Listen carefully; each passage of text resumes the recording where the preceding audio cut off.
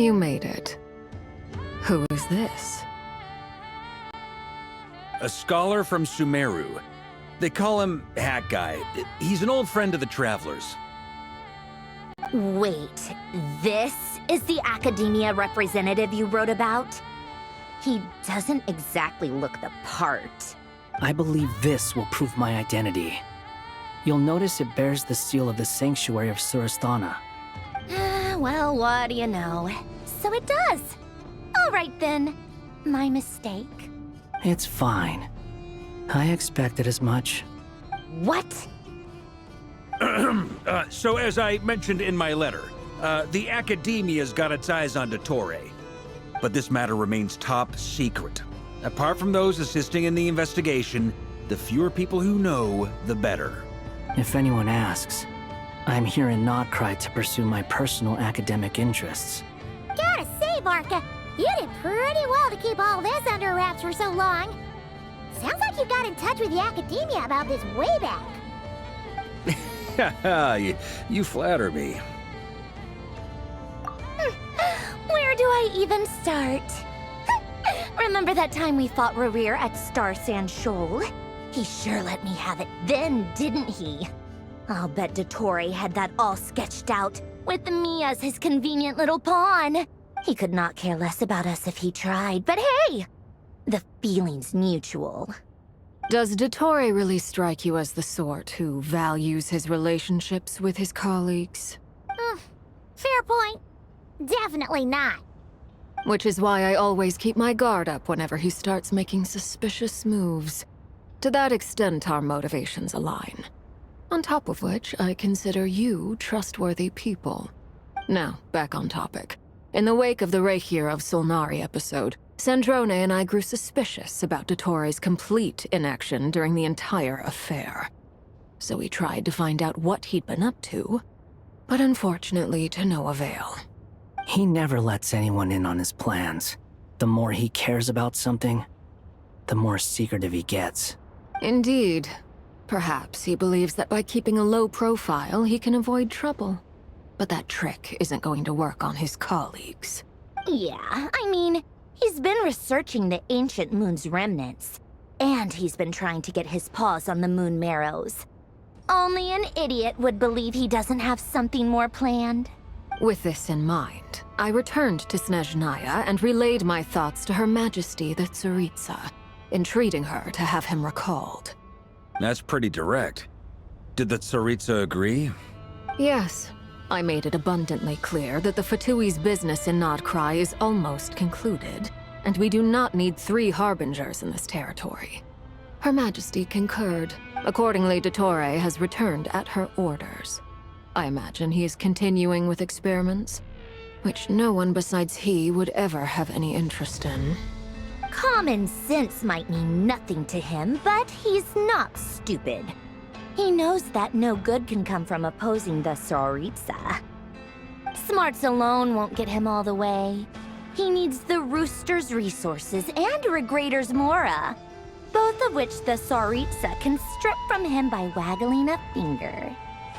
But doesn't he have a track record of publicly following orders while going against them in private? He probably has it down to a fine art by now. Wouldn't put it past him. We worked together on a research project once. Only briefly, but it was enough to show me that we're fundamentally different people. He has no interest in doing things methodically, stage by stage. His thoughts jump all over the place, and the moment his curiosity is satisfied, or he gets the results he wants, he disappears. The only similarity we share is that, once we set our minds on doing something, we will see it done, whatever it takes. Oh, we definitely saw some of that in your battle with Rerir. You got so competitive. Ugh, do not remind me. Then I believe we all concur. Dottore will not simply give up. Fantastic. Now this is turning into a whole day of unpleasant memories. Ugh. Are you talking about the moon marrow stuff? He also strikes me as the kind of person to disregard experimental regulations, ruin all the equipment, and go way over budget. Then leave the first person he can find to deal with the fallout.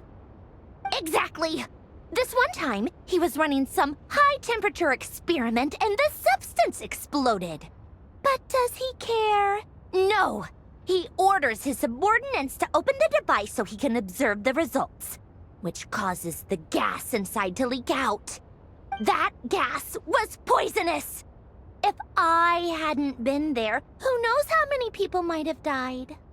And after all that, he left while I was still cleaning up after his mess. What a waste of time, he said. A waste of time? The nerve! He wasted my time! You've been bottling that up for a while, huh? Hat guy, I must say, you seem awfully familiar with internal Fatui affairs. Especially when it comes to Dottore. Thank you, Lady Harbingers, for providing such valuable information. I have no other questions for now, so I'll be on my way. Wait, what? You're just gonna leave? You're welcome to join if you want. Ugh.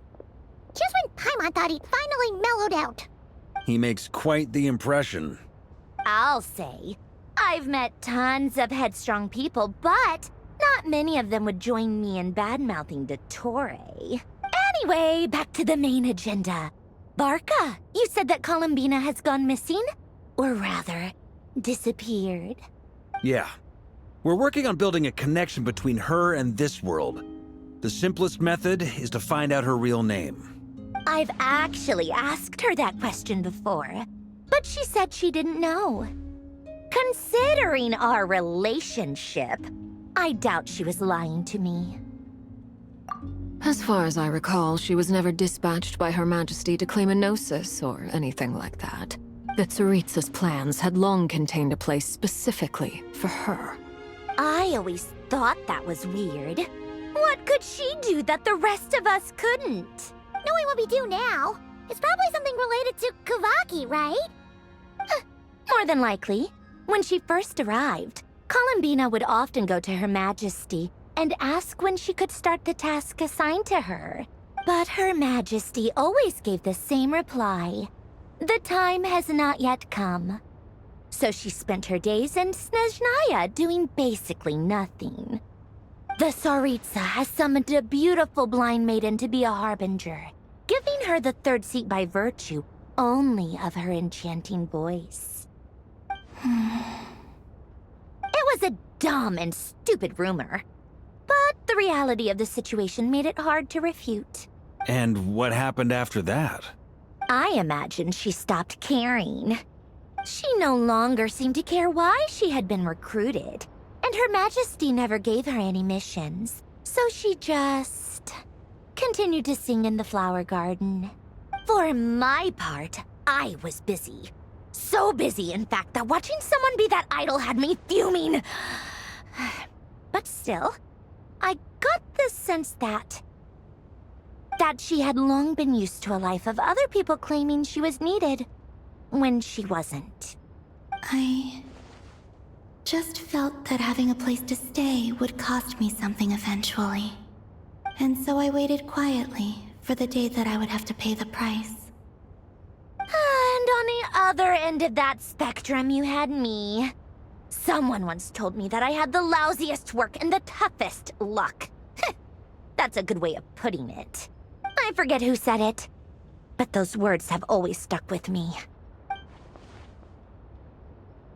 But you've done your job exceptionally well all this time. Because at heart, you are a conscientious person. What is it? Something come to mind?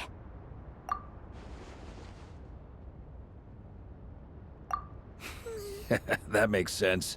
Nothing screams you are needed like your name shouted from across the town.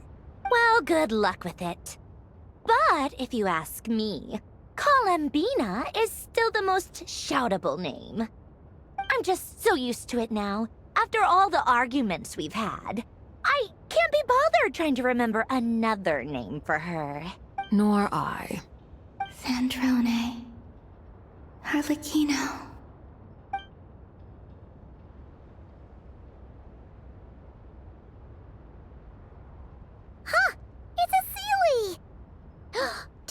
Cole has news for us?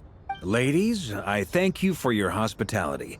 If the chance ever comes up, I definitely owe you both a drink sometime. I'm sure it will. You can make your own way out. Heck, you've been here enough times, you probably know your way around better than I do. Okay, time to do what adventurers do best. Follow that Sealy!